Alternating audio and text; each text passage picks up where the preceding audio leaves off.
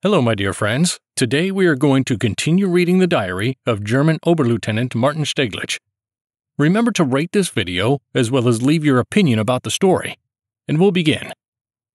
July 29th, 1942. It is already 0:30 a.m., and therefore it is July 30th, 1942.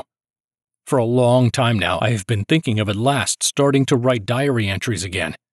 However, previously it was all platonic in my mind. And today I finally made up my mind. How long it will last today, I do not know. It depends on many things, especially not least the behavior of the Ivans. I decided to take a small excursion into the past in order to keep the chronological order of the story, although a lot of things have already been forgotten. However, this is an indicator that it was something not so crucial. After all, a person tends to consider the circumstances he is in at the moment to be more important than they really are.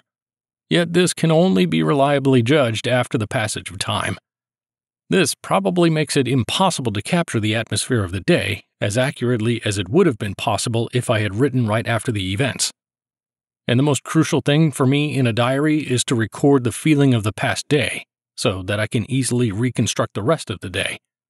That is why I want to get to the current events as soon as possible, and I have to call memories a description of what happened before the present day. When my command sent me to Berlin to the infantry inspection and then to the educational film directorate of the Land Forces High Command, I was assigned the task of writing a text for the filming of the educational film Combat in the Forest, which I accomplished, and I was immediately attached to the team for filming Reconnaissance Patrol. When I was informed that as an actor and consultant with experience on the Eastern Front, I must go with all of them to film in France, it was too much. But I got the order and I just had to fulfill it. To be honest, today, when I have returned to the paradise called Soviet Russia, I am happy to recall that all these adventures fell to my lot. I would only like to say that I missed my company, which had to fight hard. The springtime in France, La Loire Valley, it was magnificent and unspeakably beautiful. The filming was at first not too enthusiastic for me. I had to act as a company commander at the front. But then I was assigned more and more to be responsible for filming the battle scenes in the movie Road Compass. At the same time, I was also an actor. This filming was something special. I managed to immerse myself deeply in the process. Our team was very close-knit. Our movie staff in Chino was under the command of Major Forster. The time I spent there was great. After the Russian winter, the beauty of early spring in the Loire Valley was doubly vivid to me.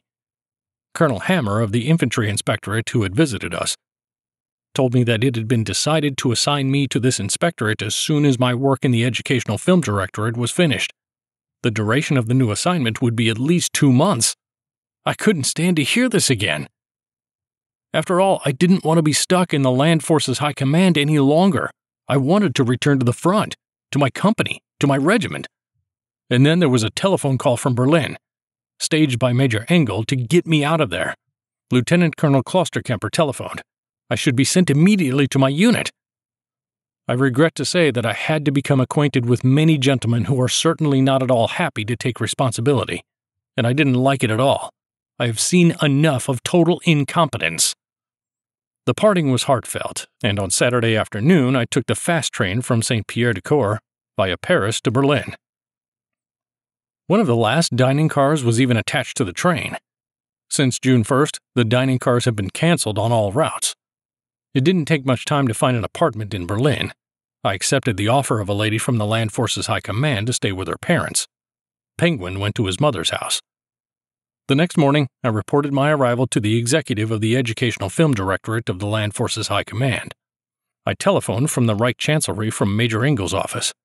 He informed me that after returning from Breslau I should telephone him again. I went home, telephoned Berlin the next day, and was ordered to arrive in the capital city the next day. This time in Berlin, I let the commandant's office take care of my accommodation. I stayed at the Hotel Alexandria. Nowadays, during the war, it's not easy to find a place to stay in the center of the capital of Europe. I had dinner in the evening with Captain Professor Dr. Hilf. Then I met Fritz Bruning, an old regimental comrade who was in Berlin on leave due to a wound. The next day I left the Reich Chancellery by courier automobile for Staaken.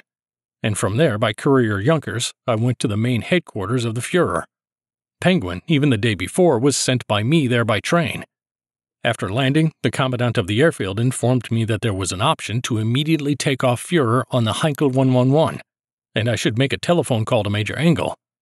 I dialed his number and expressed my thanks. Then I took the Penguin, and we immediately flew further towards Pskov. We landed at the Pskov South Airfield. It was not what we needed. Then we flew to Ostrov. Now everything's right. The plane was piloted by Oberfeldwebel Eichhoff, recipient of the Knight's Cross. The vehicle was supposed to pick up General von Tippelskirch and take him to the Führer's main headquarters. We flew to our box as part of a group of 32 Junker 52s and escorted by fighter planes. We landed at our destination point at 8:15 a.m. I went further to the regiment by a trophy truck. Well, here I was back at home again. I reported my arrival to the regiment commander. We had a drink with him. I asked him about all the things that had happened here without me. I told him a lot, because I had had a lot of adventures. Under pouring rain, I went on foot to Scharf's battalion in Ojeady, where my company, still subordinated to the 123rd Infantry Division, was located. By the time I got there, I was soaked to the skin. After briefly greeting the battalion commander, I moved on to my company. To my guys, there are so few of them left here. All the more joyful was our meeting. I took command of the 2nd and 5th companies.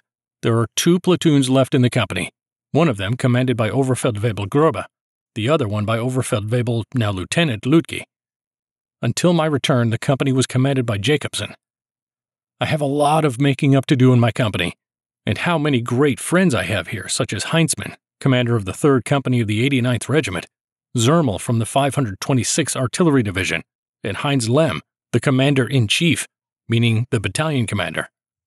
I often recall our pub in Ojeady, as well as my Antex bar, characters from popular jokes in Silesia, where the author of this diary is from, and the dugout, which was perfectly equipped, yet my boys did a great job back then. Sometimes there were skirmishes. Twice we succeeded in destroying the Ivans while they were taking their initial positions. In other respects, our mines were completely set at a distance of 30 to 50 meters from each other, and besides, the minefields were constantly strengthened. But here everything is different. Mines are laid at a distance of 100 to 150 meters, and in some sections even they were 250 meters from each other. It turned out to be something between winter positions made of snow and digging into the ground. Besides, it wasn't done well everywhere. It was my birthday on July 16th. I have now caught up with my regiment number, 27. Everything went great. I received good news. The company is being withdrawn from its present positions and returned to its regiment. It means our 5th Company with a large caliber machine gun crew attached to it. On July 17th, we conducted a reconnaissance of the area. On July 18th at 8 p.m., we left our positions and marched 5 kilometers with songs towards our rear. At first, the guys had doubts, but then everything went well. It was the first time for many months that the guys of my company were together again and marched alongside each other. There were 56 men. It brings tears to my eyes when I remember those good guys who were left to sleep in this land. After all, they used to sing cheerfully in the ranks of my company, which honorably passed through so many ordeals. And then there was a night. The first night without gunfire and guard duty. And then there was a day of rest for my guys. A group of convalescents arrived, 1 non-commissioned officer and 14 soldiers. Then we had 2 more replenishments, which left a very decent impression. Now the company again has 106 men, including the heavy machine gun crew. We don't forget to work on improving the morale systematically, in a craftsmanship manner. After all, we want one day again to move on the offensive, to move forward as our comrades in the south. We want to grab the Ivans by the throat and impose our will on them. When will it start here, too? To the south of Lake Ilmen? When will the battalions, regiments, and divisions rise to the attack from the fossilized positions conquered in the winter battles? My hatred for the Bolsheviks has reached its peak. And don't tell me about the peculiarities of the Russian mentality. These beasts and slaves are Bolsheviks. And that word makes it all clear. They are the most primitive people with truly bestial instincts, into whose hands fell a devilish, deadly weapon. What about the bravery, courage, and heroism of the Russians? there is nothing like that. Only the animal instinct of self-preservation in a pure form. Well, I think it is time to wrap up. My handwriting is getting sloppy and my eyes are tired from Soviet electricity. I can't get the subject straight. It's already 2 a.m. and I still have to go out for a walk along our front line, which probably will last until 3:30 a.m. That is all for today. You can watch other episodes of this diary by following the link in the pinned comment. If you enjoyed this video, please like it and support the channel by subscribing. Bye everyone, until next time.